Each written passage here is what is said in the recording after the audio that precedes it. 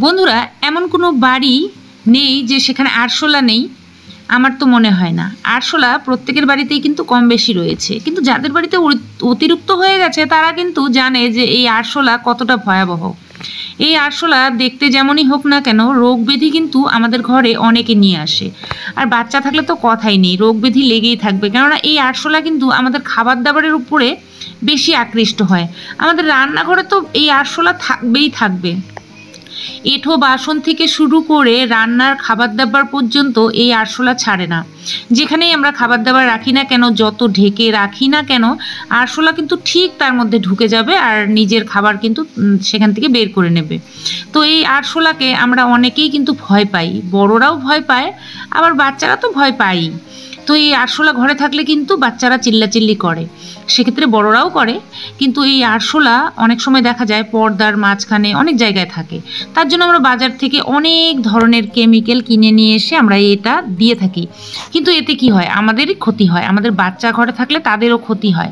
কেননা এই কেমিক্যালযুক্ত জিনিসগুলো দিয়ে আমরা হয়তো আরশোলা মেরে ফেলি, কিন্তু আমাদের নিজের অনেকটা ক্ষতি হয়ে যায়। আজকে তোমাদের সঙ্গে একটা দুর্দান্ত রেমেডি শেয়ার করব। একটা নয়, দুটো রেমেডি শেয়ার করব, যেটাতে তোমরা আরশোলাকে চিরতরে মেরে ফেলতে পারবে, আরশোলা আর বাড়িতে আসবে না।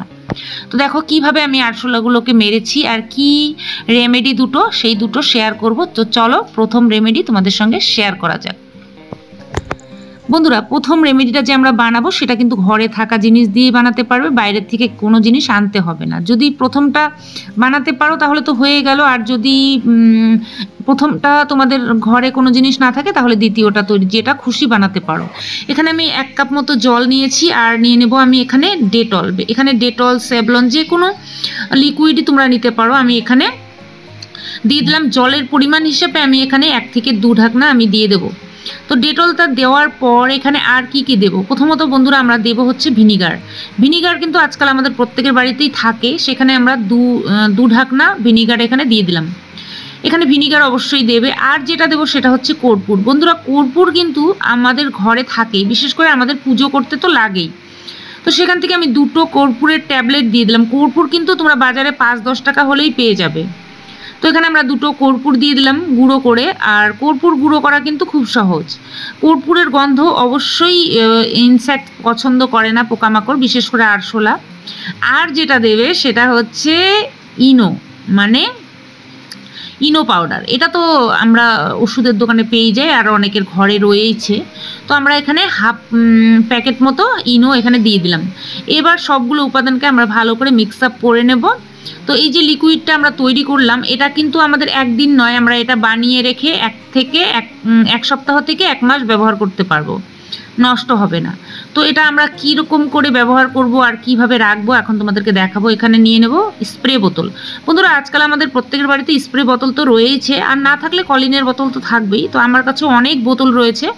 তো আমি এখানে 2 থেকে 3টে বোতলের মধ্যে ভরে নেব একটু একটু করে, একটার মধ্যে ভরবো না, কেননা এক এক ঘরে এক একটা রাখবো।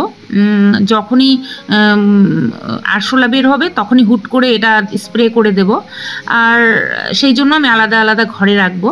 তো স্প্রেটা কিভাবে করবে এখন তোমাদেরকে দেখাবো। বন্ধুরা, বিশেষ করে স্প্রেটা রাত্রে শোয়ার সময় করবে। এই যে বেসিনের বা সিঙ্কের মুখের মধ্যে স্প্রে করবে, তারপর সিঙ্কের নিচে যেই জায়গাগুলোতে আরশোলা বের হয় সেই জায়গাগুলোতে যদি তোমরা স্প্রে করে রেখে দিতে পারো তাহলে তোমাদের আরশোলা কিন্তু দূর হবে। এবার চলে যাব দ্বিতীয় রেমেডিতে। দ্বিতীয় রেমেডিতে আমরা নিয়ে নেব ইনো পাউডার হাফ কোয়ান্টিটিতে, মানে হাফ প্যাকেট আর কি ইনো পাউডার।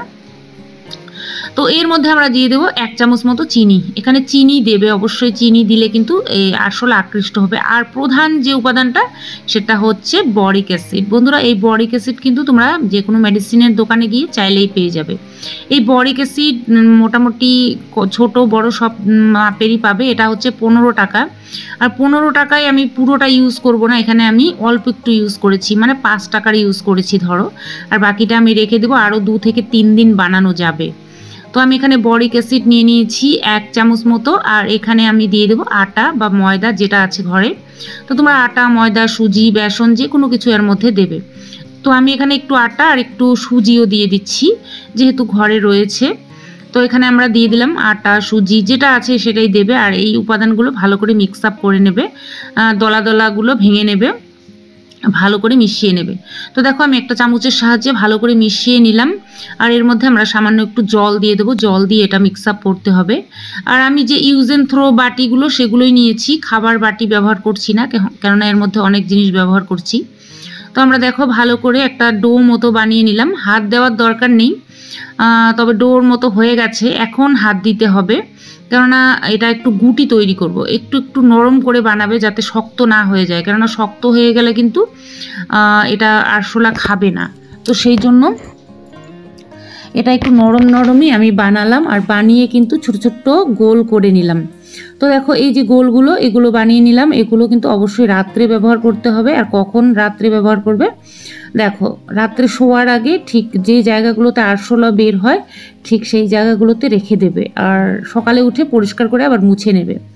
তো আমাদের গ্যাসের চুলার পাশে, বেসিনের নিচে, তারপর হচ্ছে ফ্রিজের নিচে, আলমারির নিচে, এই জায়গাগুলো বিশেষ করে যেই জায়গাগুলোতে আমাদের আরশোলা বের হয় যেখান থেকে, বিশেষ করে সিঙ্কে, আর খাবার দাবার জিনিস যেখানে থাকে ঠিক সেখানেও রাখবে, কেননা খাবার দাবারের গন্ধ পেলে তো আরশোলা বের হবেই সেখানে, বিশেষ করে রান্নাঘরে।